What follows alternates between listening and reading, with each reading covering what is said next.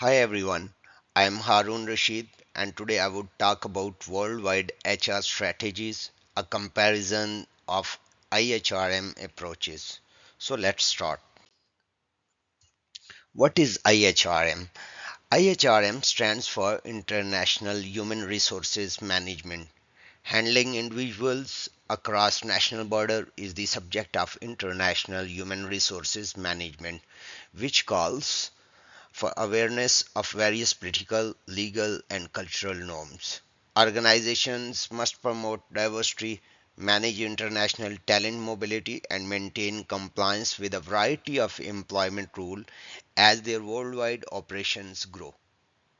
By balancing standardization and localization, IHRM promotes global strategy by coordinating HR practices with business objectives across national borders, encouraging employee growth in ethnically diverse workplaces entails creating inclusive policies, modifying leadership philosophies, and negotiating intricate labor and visa laws.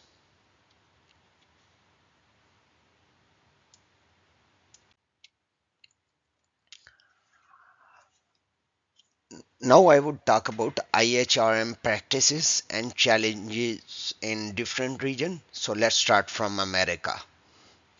American IHRM has a strong emphasis on diversity, individual success, and rigorous adherence to the law, including the ADA and OSHA regulation. Immigration restrictions and laws governing remote work that impact labor mobility are example of contemporary issues. In the meantime, USHR agendas are becoming more and more focused on equity oriented leadership and inclusion in initiatives. USHR departments need to be flexible in the rapidly changing regulatory landscape of today, comply with the new labor regulation, because regulations about healthcare, pay, accountability, and remote employment are constantly changing. Dynamic rules are necessary to increase retention. Many businesses now provide flexible benefit plan, including mental health days, hybrid timetables, and customized bonuses. So I would like to give an example here. Microsoft IHRM strategy places a strong emphasis on inclusive leadership, international talent mobility, and adherence to the US labor law to draw in foreign talent. The organization has put in place flexible work schedule and organized immigration assistance program to provide fair opportunities. Its Global Diversity and Inclusion Report emphasizes workforce participation, target accessible technology, and leadership accountability. This paradigm aligns human resources practices with the competing legal and cultural standards in the United States. So let's talk about IHRM practices and challenges in Eurasia, because different political systems, economic structures, and cultural tradition exist throughout Eurasia. There are substantial differences in IHRM practices. Countries like China and Russia adopt centralized state-driven HR system that put control and compliance first. On the contrary, Germany and other Western European countries prioritize workers' entitlement and co-determination through more decentralized and unionized HR practices. And due to historical influence like socialism and powerful labor movements, this system required multinational corporations to adopt their HR practices to each locality. HR success in Eurasia involves an understanding of institutional trust and governance mechanism. Using IHRM to manage political and economic Upheaval entails adjusting HR regulation to local circumstances and maintaining worker stability in the face of instability. Planning for crisis, modifying leadership philosophies, protecting worker welfare, and upholding legal requirements are all included in this. In unstable geopolitical and economic contexts, firms may maintain their resilience and responsiveness through effective IHRM to deal with political unpredictability and economic volatility in various locations.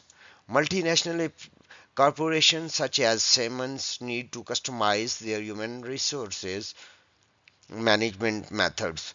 This flexibility is reflected in Simon's dual HR model, which uses hierarchical centralized decision making in Russia and collaborating HR system in Germany, where regulation regarding labor and co-determination are well established to manage legislative uncertainty and unstable business environments. This adoptable model demonstrates the growing importance of contextual flexibility in global HR method. Effective IHRM for the long term depend on the comprehending and adopting to local governance, economic condition and expectations of workers. So let's talk about IHRM practices and challenges in Africa. In Africa, IHRM methods are firmly uh, anchored in social responsibility, emphasizing youth empowerment and community involvement. Many domestic and international companies utilize corporate social responsibilities initiatives to support education, healthcare, and entrepreneurship, particularly in undeserved communities. Programs for vocational training also seeks to close skill gap and lower young unemployment. HR managers frequently operate in informal labor market which have strong cultural and social network but lacks regulatory enforcement. According to Ejibite and Nakajima, so this is the reference which I would like to quote here. This situation necessitate creative and inclusive HR resolution that align corporate objective with broader developmental requirements. High rates of young unemployment and the exodus of high qualified professionals to other countries are two issues facing Africa.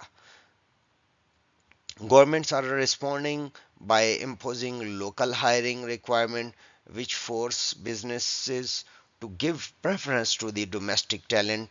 Uh, Saffricon training and upskill initiative in Kenya, which focus on developing indigenous competencies in the telecom and digital industries. Um, Let me take a sip of water and we'll continue.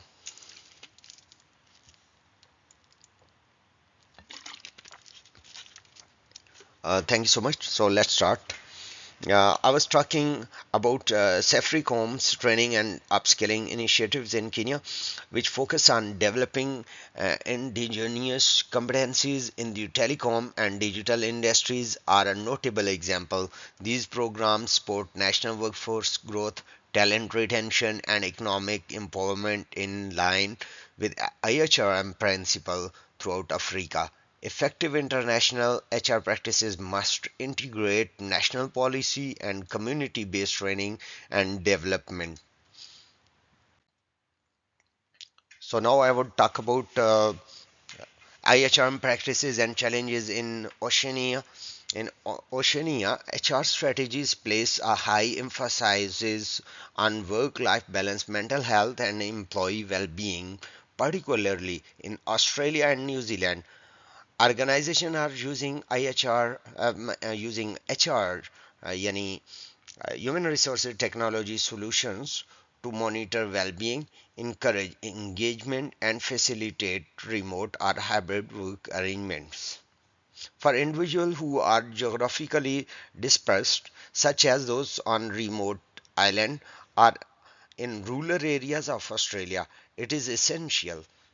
Business employee tactics such as employee assistance program, psychological wellness days, and flexible scheduling to promote the well-being of their workforce. Maintaining talent and effectiveness in Oceania has become crucial due to the post-pandemic emphasis on tech-driven HR strategies and holistic wellness. Employees face a significant challenges in attracting and retaining talent in Oceania's rural and remote areas. Companies are adopting adaptable working modules such as asynchronous collaboration, hybrid arrangements, and remote first policies to overcome this challenge. The proactive global HR policies implemented by Australian IT pioneer Atlassian enable workers to perform their duties from any location, thereby increasing employee retention and access to talent worldwide. This strategy promotes work-life balance, lessen urban reliance, and increase inclusion. These tactics are now necessary to compete in the global talent marketplace following the pandemic. So here is comparative evaluation of these different regions according to the category, or we can say against the category. Um, Categories are here, and you can have a look on them: leadership style, geopolitical context, cultural dimension, recruitment and selection, training and development, and regions are mentioned over here: America, Eurasia, Africa, and Oceania. So let's talk about one country, then you can have a look on screen. Um, Category is leadership style, and let's talk about America. So participative performance based leadership style is in America, and geopolitical context is stable, but immigration sensitivities are over there. And once we talk about cultural dimensions, there are individualistics and low power distance and recruitment and selection. So diversity focused hiring and strict legal compliances are there. And once we talk about training and development, that is formal and technology based, and inclusion programs are there. So let's move to the next slide. And here is again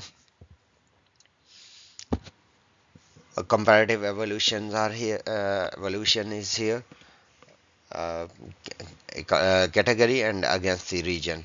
So let's move to the next slide. And here I would like to talk about conclusion: setting human practices in context. The study confirms that there is no one size fits all approach to IHRM.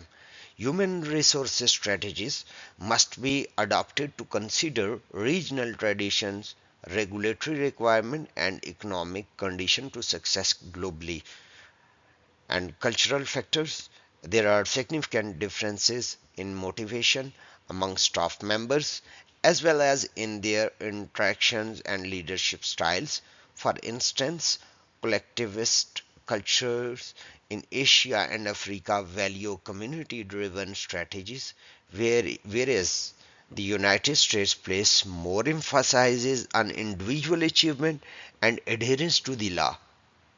And legal and economic considerations are innovative human resources resilience measures are necessary in light of the economic uncertainty in Africa and portions of Eurasia.